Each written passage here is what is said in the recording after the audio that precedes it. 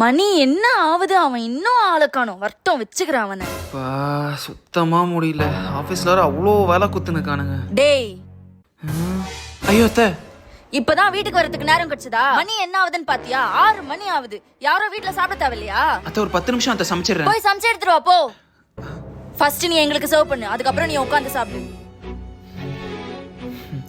நான் என்ன delivery boy இல்ல வேலைக்காரனா சர்வ் பண்றதுக்கு? வேற என்ன பண்ண? ஊட்டி விட்டா? என்னது? இல்ல இத போடட்டான்னு கேட்டேன் அத்தை.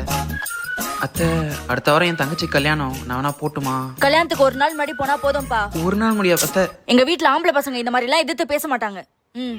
மெதுவா மெதுவா. நாளைக்கு சொந்தக்காரங்க எல்லாம் வராங்க.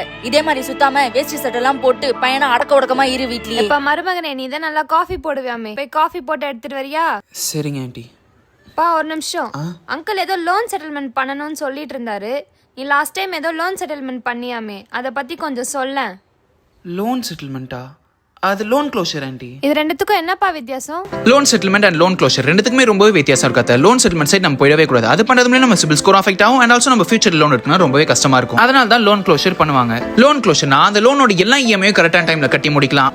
அப்படி இல்லைனா ஃபோர் க்ளோஷர், அந்த ஓவரால் லோன் அமௌண்ட் அந்த டியூ டேட் குள்ளேயே கட்டி முடிக்கலாம். ஓ சரி, போய் காஃபி போட்டு எடுத்துட்டு வா போ. சரி போறேன். இவன் இப்படிதான் என் பொண்ணுகிட்ட கூட எல்லாத்தையும் தெரிஞ்ச மாதிரி பேசிட்டு இருப்பான். இவங்களுக்கு நான் மருமகனா இல்ல ஓசியில வேலை செய்யற ஃபைனான்சியல் அட்வைசராடா?